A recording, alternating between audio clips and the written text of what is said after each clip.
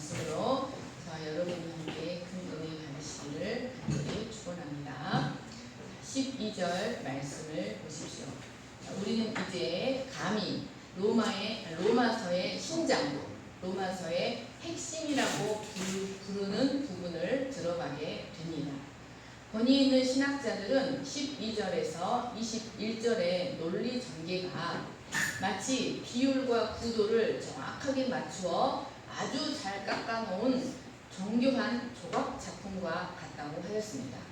또 어떤 신학자들은 이는 매우 정밀한 수학 공식과 같고 또는 아주 주의 깊게 구성된 음악 작품과도 같다고 하였습니다.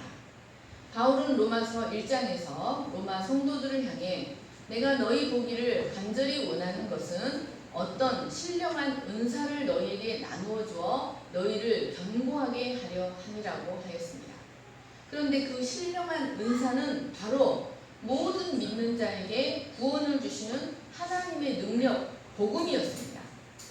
바울은 이 신령한 은사인 복음의 구체적인 내용을 바로 여기서 극도의 절제된 정교한 언어로 압축하여 설명하고 있습니다. 그는 오직 믿음으로만 의롭게 되는 복음을 설명하기 위하여 인류의 조상인 아담에게로까지 올라가서 대표와 연합과 전가의 원리를 사용하여 그 근원부터 자세히 살펴 설명하고 있습니다. 12절 말씀을 보십시오. 12절 말씀은 그러므로 라는 말로 시작됩니다. 이는 이 문단이 앞의 내용과 전혀 상관없는 것이 아니라 앞에서 말한 것에 대한 논리적인 발전이다. 그리고 6장으로 들어가기 위한 도입부다라는 것을 가르쳐 줍니다. 여러분, 우리는 바울이 이 로마서에서 자신이 자랑하는 복음을 절대적으로 그냥 믿어라, 생각 없이 믿어라 라고 말하지 않고 이 복음을 얼마나 논리적으로 설명하는지를 우리는 볼 수 있어야 합니다. 그는 앞에서 9절로 11절에서 하나님은 우리가 그리스도 밖에 있을 때, 즉 우리가 연약하고 경건하지 않고 죄인 되고 원수 되었을 때에도 우리를 사랑하셔서 그리스도를 통해 의롭다고 해주셨는데, 그러면 이제 거듭난 생명을 받아 그리스도 안에 있게 된 후에는 얼마나 더 사랑하시고 얼마나 더 구원의 완성을 향해 이끌어 가시겠는가라고 하였습니다. 이제 그는 더 나아가서 이 그리스도 안에 있는 생명의 은혜가 아담 안에 있던 죄의 형벌보다 얼마나 더 크고 권능이 있는지, 그리고 얼마나 풍성한지를 아담과 비교하여 설명하고자 합니다. 12절 말씀은 먼저 바울이 인간 세계에 어떻게 죄가 들어오게 되었는가, 그리고 모든 인간이 어떻게 해서 죄인이 되었고 사망에 이르는 존재가 되었는지를 설명합니다.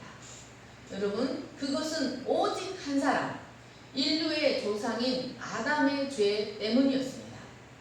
그러면 아담의 죄는 무엇이었습니까? 아담의 죄는 선악을 알게 하는 나무는 먹지 말라고 하신 하나님과의 언약을 어긴 것이었습니다. 여러분, 이것은 단순한 죄가 아닙니다. 이것은 창조주 하나님의 왕 되심을 거부하는 죄입니다. 그를 마땅히 온전히 신뢰하고 사랑하고 순복할 자로 여기지 않는 죄입니다. 그리고 대신 자기 자신을 왕으로 삼겠다고 하는 교만과 불신과 반역의 죄였습니다. 이런 죄는 아담을 통하여 인간 안에 침투해 들어왔습니다. 그래서 인간으로 하여금 본질적으로 하나님을 믿지 못하고 하나님을 업신여기며 하나님도 믿지 못할 뿐만 아니라 인간도 믿지 못하고 하나님과 인간에 대하여 단절의 벽을 쌓아서 모든 존재가 고독하고 이기적인 생존을 하게 만들고 말았습니다. 그런데 여러분, 이 말씀 속에는 참으로 중요한 신학적 표현들이 많이 들어있습니다. 바울은 여기서 죄가 세상에 들어왔다라고 표현하였습니다. 여러분, 이 표현은 어떤 표현이냐면 마치 성을 차지하기 위해 눈을 부라리고 있는 적군들이 문이 열리자마자 그 성을 차지하기 위해서 밀고 쳐들어온 것을 의미합니다. 여러분, 죄는 어떤 힘을 가지고 활동하는 무형의 대상입니다. 그런데 성경은 언제나 이런 죄를 의인화시켜서 표현하고 있습니다. 여러분, 이것은 죄가 항상 사람의 인격과 함께 엉켜서 역사하기 때문에 그렇습니다. 여러분, 죄는 눈을 부라리고 우리 안으로 들어오기를 눈을 부라리고 있는 적이지만 사람이 그 욕망을 다스리고 죄에 대하여 결코 문을 열어주지 않으면 절대로 사람 안으로 들어올 수 없습니다. 사람이 그 문을 열어주지 않으면 어떤 죄도 사람 안으로 들어올 수 없는 것입니다. 그런데 욕망을 다스리지 못하고 죄를 향해 문을 열어주어 버리면 죄는 우리 안으로 밀고 쳐들어와서 나의 심령을 장악합니다. 우리는 그 죄를 이겨낼 능력이 없습니다. 그리고는 나와 그 죄는 하나가 되어버립니다. 그래서 죄가 곧 나요, 내가 곧 죄가 되어버립니다. 그 죄가 나의 인격이 되어버리는 것입니다. 그리고 뿐만 아니라 그 죄는 나의 인격이 되어서 나의 인격을 통해 다른 곳으로 점점점 확장시켜 나갑니다. 이처럼 죄가 인간 속으로 그리고 이 세상 속으로 밀고 쳐들어온 사람은 쳐들어오도록 문을 열어준 사람은 다름 아닌 아담이었습니다. 이렇게 아담은 인류 전체를 죄와 사망 권세 아래 놓이게 하는 통로가 되었습니다. 그런데 여러분, 하나님은 그것을 먹는 날에는 반드시 죽으리라고 하셨습니다. 여기서 말씀하신 죽음, 사망은 단순히 육체적 죽음만을 의미하지 않습니다. 그것은 그 영혼이 하나님과 단절되는 것, 생명과 은혜의 근원이신 하나님과 완전히 단절되는 것을 말합니다. 그리고 영원히 둘째 사망인 지옥에 떨어지는 것을 의미합니다. 여러분, 육체의 죽음, 사람의 죽음이 완전히 관통해버린 그 죽음, 사체는 바로 인간의 이런 영적 상태를 단적으로 보여주는 어떤 증거물에 불과합니다.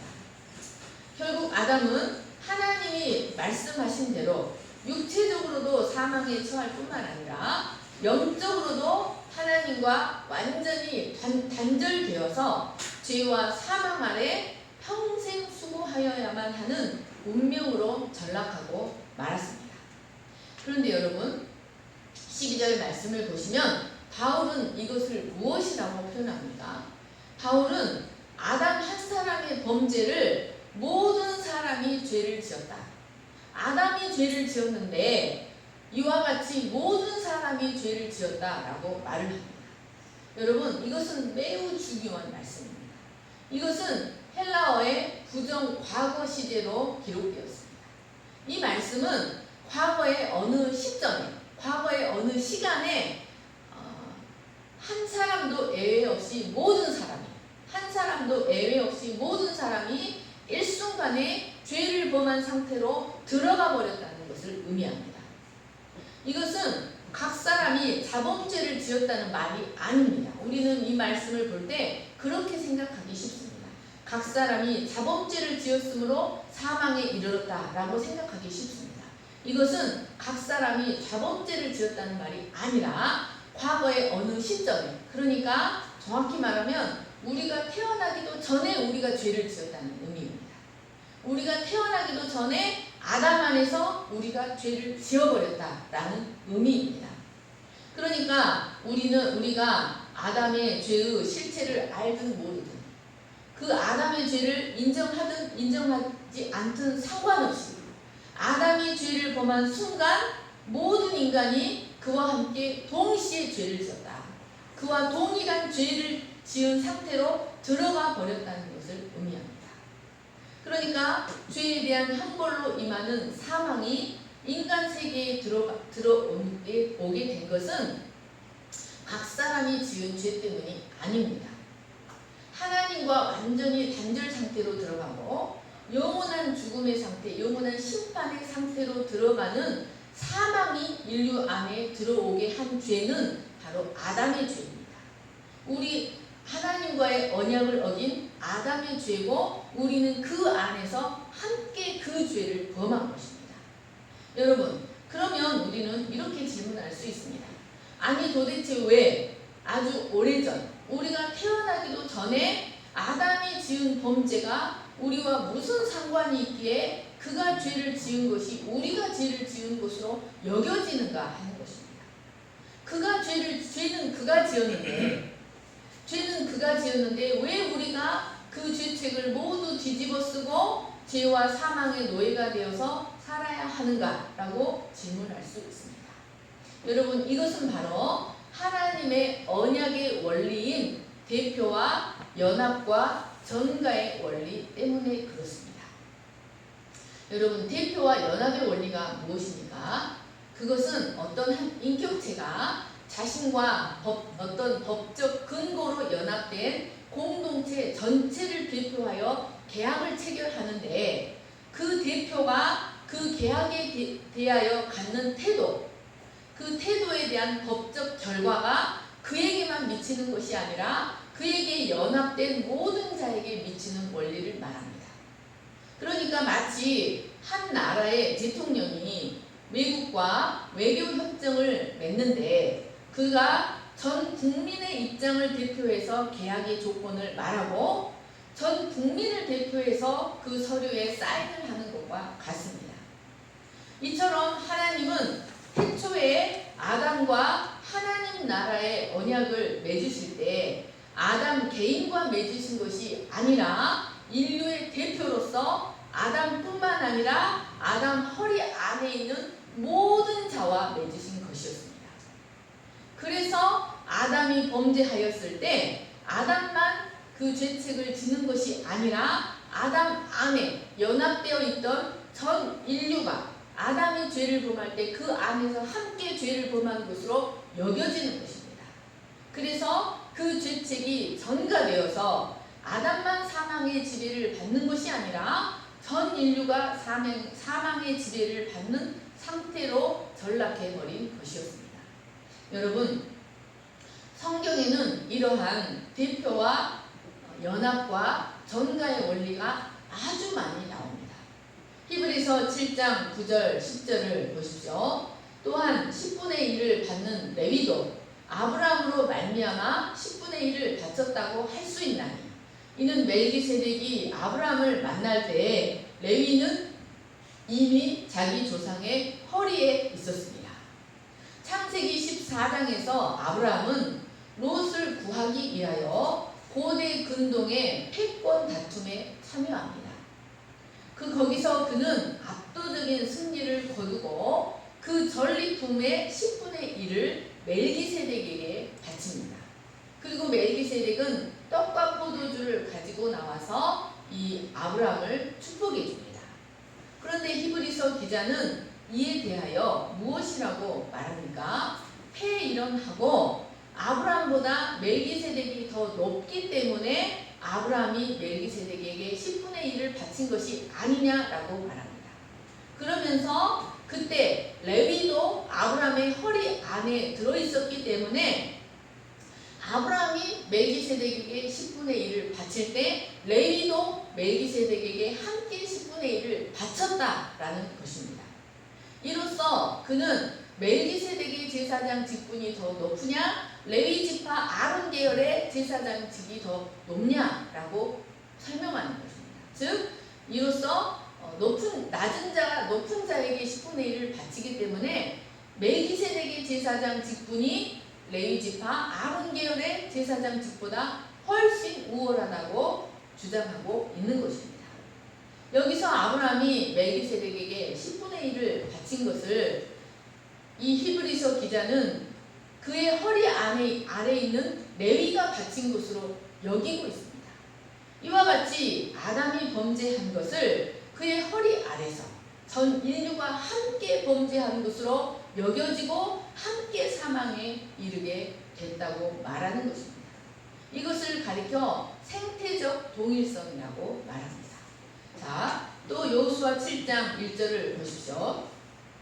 이스라엘 자손들이 온전히 바친 물건으로 말미암아 범죄하였으니 이는 유다 지파 세라의 증손 삽디의 손자 갈미의 아들 아간이 온전히 바친 물건을 가졌습니다. 여호와께서 이스라엘 자손들에게 진노하시니라. 이스라엘이 범죄하여 내가 그들에게 명령한 나의 언약을 어겼으며 또한 그들이 온전히 바친 물건을 가져가고 도둑질하며 속이고 그것을 그들의 물건 가운데에 두었느니라. 그러므로 이스라엘 자손들이 그들의 원수 앞에 능히 맞서지 못하고 그 앞에서 돌아섰나니 이는 그들도 온전히 바친 것이 됨이라. 그 온전히 바친 물건을 너희 중에서 멸하지 아니하면 내가 다시는 너희와 함께 있지 아니하리라. 여러분, 이스라엘은 가나안의 첫 성인 여리고 성 전투를 성공적으로 마치고 두 번째 성인 아주 작은 성 아이성 전투에 나섰다가 그만 참패를 당하고 맙니다. 그것은 바로 아간이 하나님이 모두 바치라고 하신 여리고 성의 전리품을 취했기 때문이었습니다. 그런데 여러분, 여호수아 7장 말씀을 보십시오. 하나님은 이를 아간이 범죄했다라고 하지 아니하시고 이스라엘 자손들이 범죄했다라고 말씀하고 계십니다. 그리고 이스라엘 자손들에게 진노하십니다. 11절 말씀도 보시면 그들이라고 말하고 있는 것입니다. 그들이 온전히 바친 물건을 가져가고 도둑질하며 속이고 그것을 그들의 물건 가운데 두었느니라. 그러므로 이스라엘 자손이 능히 원수를 맞서지 못하고. 여러분, 하나님은 왜 아간 한 사람의 범죄를 이스라엘 전체의 범죄로 보셨습니까? 이것이 바로 이 아담의 범죄를 가르쳐주고 있는 것입니다. 가나안의 첫 성인 여리고 성의 전리품을 온전히 바친 물건으로 여기고 이스라엘 백성들로 하여금 하나도 취하지 못하도록 하신 것은 바로 가나안 정복 전쟁의 승리가 그들의 지혜나 노력에 있는 것이 아니라 전적으로 여호와께 속했다는 것을 가르쳐주기 위함이었습니다. 여러분, 레위기를 보면 이스라엘 백성이 가나안에 들어가서 나무를 심을 때 그 나무를 3년 동안은 먹지를 못해요. 모두 잘라버리고 4년째에는 모든 열매를 하나도 먹지 못하고 모두 성전에 바쳐야 돼요. 그리고 5년째부터 이제 그 과실을 먹을 수가 있어요. 또 이스라엘 백성은 추수를 할 때에도 한 모퉁이는 절대 추수를 하지 말고 남겨두어야 하고 이 떨어지는 이삭도 줍지 말아야 돼요.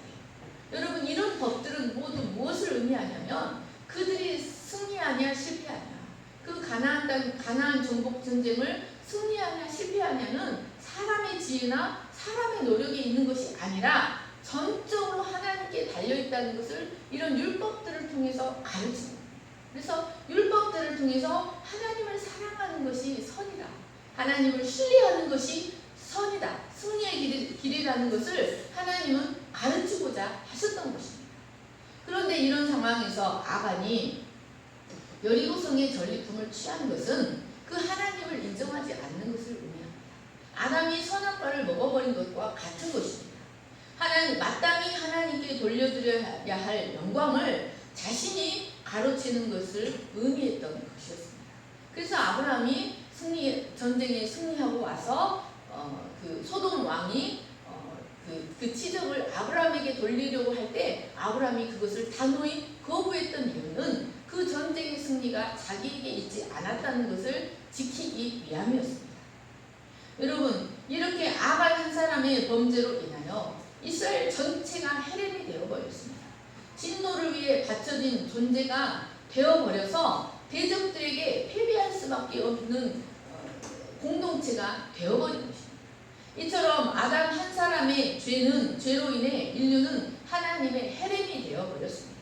그래서 결코 원수 사탄을 절대로 이기지 못하는 존재로 전락하고 말았습니다. 본질상 진노의 자녀, 진노를 위해 바쳐진 존재가 되어버리고 만 것입니다.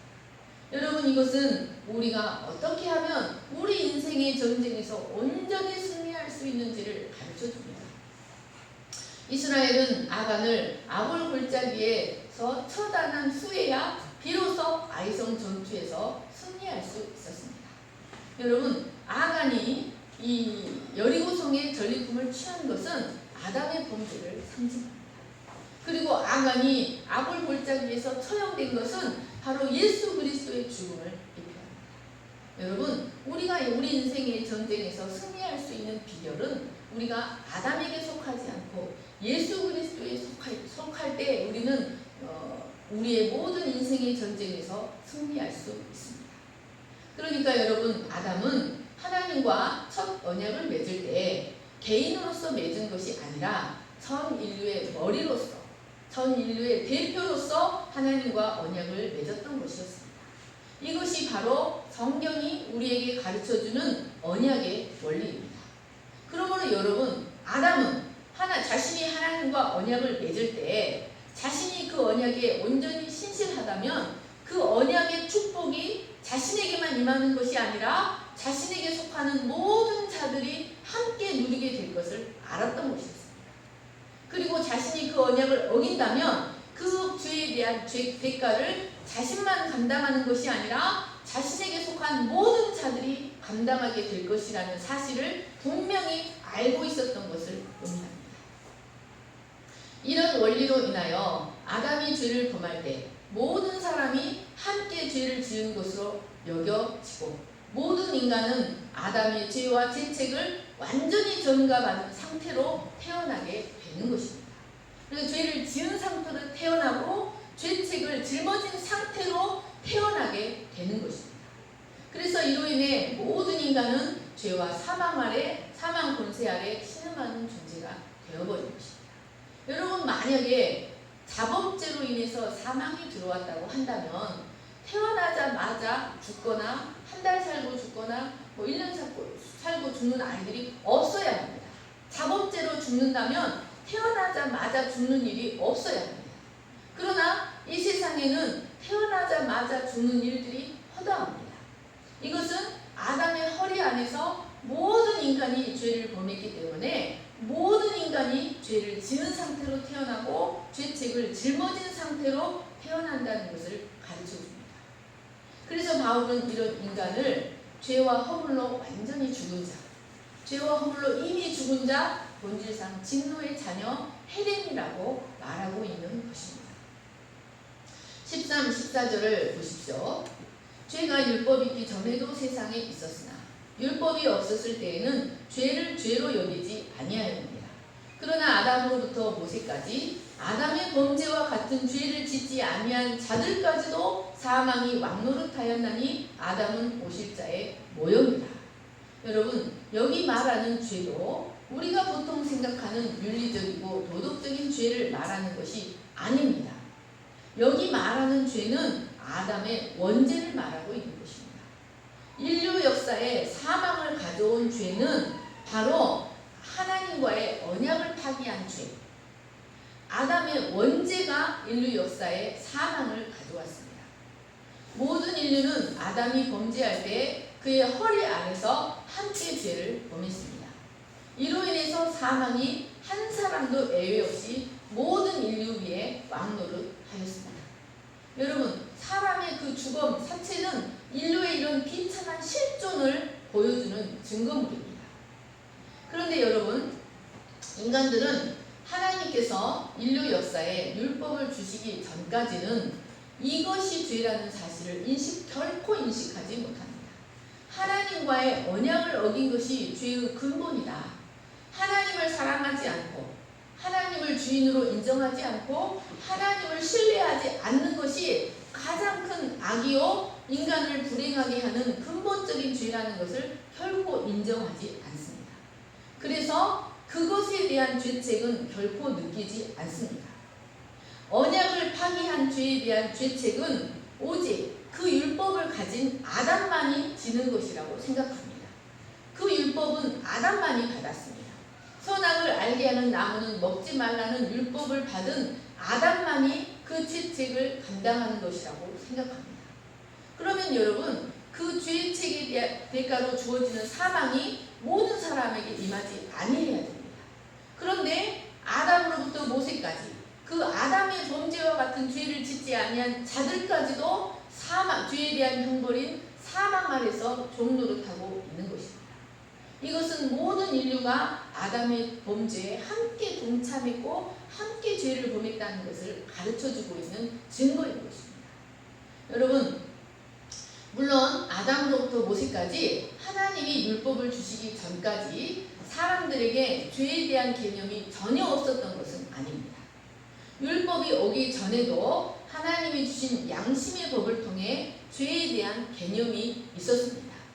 그래서 모세의 율법이 생기기 전에 이미 비록 원시적이긴 하지만 각 사회를 통치하는 불문율이나 관습법이나 성문법이 존재하고 있었습니다. 그런 법들을 통해 사람들은 사람들의 죄를 통제했습니다. 그리고 하나님도 죄악이 관영하던 시대에 노아 시대 사람들을 홍수로 심판하시거나 소돔과 고모라를 심판하신 일들을 통해 사람들로 하여금 죄에 대한 개념을 갖도록 하셨습니다. 그런데 그것은 어디까지나 도덕적인 죄일 뿐이었습니다. 그것은 어디까지나 윤리적인, 도덕적이고 윤리적인 죄에 대한 개념이었습니다. 하나님께서 율법을 주신 것은 이런 것이 죄라는 것을 가르치기 위함이 아니라 더 근본적인 죄를 지적하시기 위함이었습니다. 하나님께서 율법을 통해 인류 역사에 극적으로 개입하신 것은 인간의 근본적인 죄가 무엇이며 인간을 고통스럽게 하는 근본적인 악이 무엇이며 하나님의 거룩한 뜻이 무엇인지를 분명하게 가르쳐 주시기 위함이었습니다. 그래서 율법은 인간들을 향해 하나님을 사랑하고 신뢰하는 것이 선이다. 하나님을 사랑하고 신뢰하고 그 하나님을 두려워하는 것이 그 하나님께 온전히 복종하는 길만이 살 길이라는 것을 외치는 하나님의 부르짖음과도 같은 것입니다. 14절 말씀을 다시 보십시오. 바울은 아담은 오실자의 모형이라고 말하고 있습니다. 모형이란 전형, 타입, 유형이라는 뜻입니다. 여러분, 이 말씀은 지금 바울이 아담 이야기를 하는 근본적인 이유가 무엇인지를 가르쳐주고 있습니다. 아담 이야기를 하는 근본적인 이유는 아담 이야기에서 그치는 것이 아니라 사실은 예수 그리스도에 대한 이야기를 하기 위해서 지금 아담 이야기를 하고 있다는 것입니다. 대표와 연합의 원리를 통하여 아담의 죄 안에서 우리가 함께 죄를 범했고 아담의 죄가 우리에게 전가되어서 온 인류가 죄와 사망 아래 거했다는 이야기를 하는 것은 동시에 예수 그리스도의 의가 우리 안에 전가된다. 예수 그리스도의 순종이 나의 순종이 아니지만 우리가 예수 그리스도 안에서 함께 순종하는 것으로 여겨진다.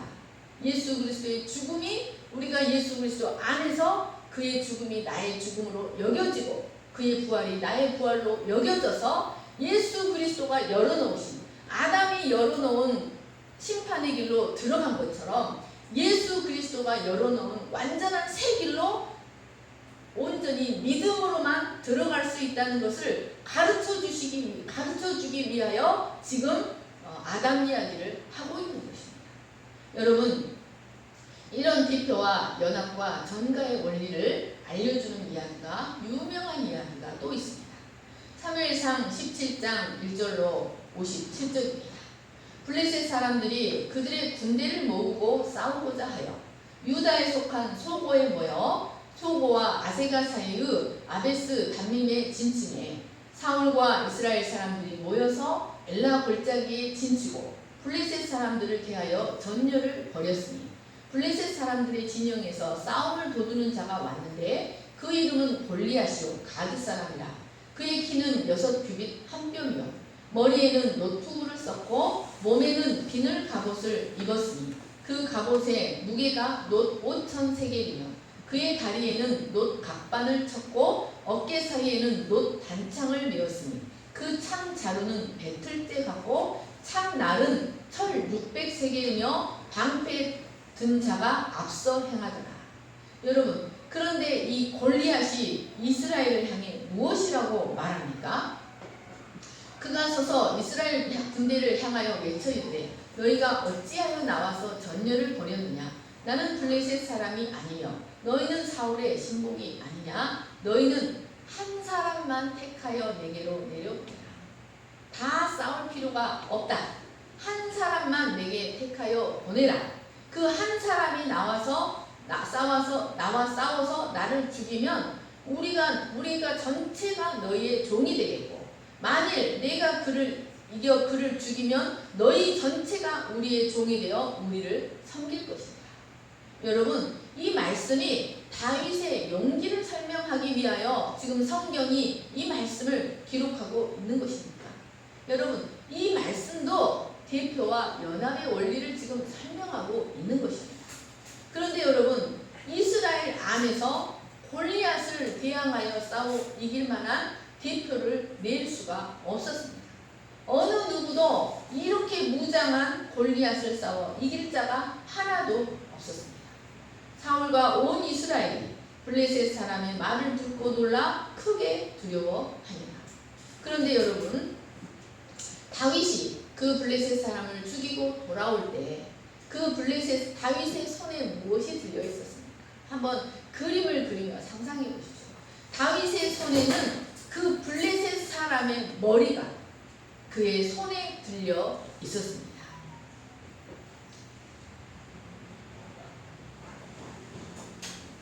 여러분, 이 사건은 바로 인류의 두 머리, 바로 아담과 예수 그리스도를 예표하는 사건입니다. 아담은 사탄과의 싸움에서 져서 그에게 속한 모든 자들이 함께 사탄을 머리로 삼고 사탄의 종노릇을 하고 있습니다. 그런데 하나님은 이런 이스라엘을 위해서 다윗을 보내신 것처럼 이런 인류를 위해서 마지막 아담, 둘째 아담 예수 그리스도를 보내셨습니다. 고린도전서 15장 45, 49절입니다. 같이 읽겠습니다. 시작. 기록된 바 첫사람 아담은 생명이 되었다 함과 같이 마지막 아담은 살려주는 영이 되었나니 첫사람은 땅에서 났으니 흙에 속한 자이거니와 둘째 사람은 하늘에서 나셨느니라. 무릇 흙에 속한 자들은 저 흙에 속한 자들과 같고 무릇 하늘에 속한 자들은 저 하늘에 속한 이와 같으니 우리가 흙에 속한 자의 형상을 입은 것 같이 또한 하늘에 속한 이의 형상을 입으리라. 여러분, 하나님께서 아담과 인류의 대표로서 선악과 언약을 맺으셨듯 새로운 인류의 대표로 그리스도를 보내시고 그와 함께 구속의 언약, 생명과 은혜의 새 언약을 그와 함께 맺으셨습니다. 여러분, 그런데 이 언약의 축복이 온전히 우리에게 시행되기 위해서는 반드시 우리의 머리가 우리를 대신하여 우리의 죄책을 감당하고 아담의 불순종을 만회해야만 했습니다. 그래서 새 언약의 머리이신 예수 그리스도께서 그 언약을 다시 회복시키기 위하여 죽기까지, 십자가에 죽기까지 순종하여서 우리의 죄책을 온전히 담당하시고 아담의 불순종을 만회하여 주셨던 것이었습니다. 이로써 아담이 그 죄가를 자신에게 속한 자에게 모두 전가시켜 주었듯이 자신의 순종으로 인한 의의 열매를 그리스도로 자신의 순종으로 인한 의의 열매를 우리 모든 자에게 값없이 전가시켜 주셨던 것이었습니다.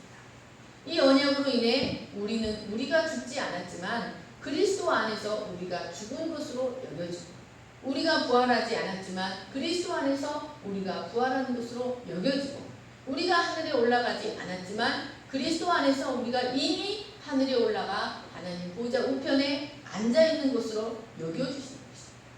여러분, 인류에게는 오직 이 두 머리만 있을 뿐입니다. 여러분, 우리는 우리 자신이 누구에게 속해 있는가? 내가 아담에게 속해 있는가? 예수 그리스도에게 속해 있는가를 알아야 합니다. 그리고 바울은 아담에게 속한 죄의 권능보다 그리스도가 이루어 놓으신 생명의 축복이 훨씬 탁월하고 훨씬 그 권능이 크다는 사실을 12절에서 21절 사이에 아주 압축된 언어, 정교한 세밀한 신학적 용어로 우리에게 가르쳐주고 있습니다. 사랑하는 여러분, 우리가 예수 그리스도에게 속했다는 사실을 기억하시기를 간절히 축원합니다. 그리고 그가 이루어 놓으신 것이 무엇인지를 깊이 상고하시고 그것을 온전히 우리의 것으로 여기시고 전혀 다른 생명의 역사의 흐름 속에서 살아가시는 저와 여러분 되시기를 간절히 축원합니다. 제가 기도하겠습니다. 사랑과 은혜가 풍성하신 하나님 아버지, 바울은 이스라엘 로마 성도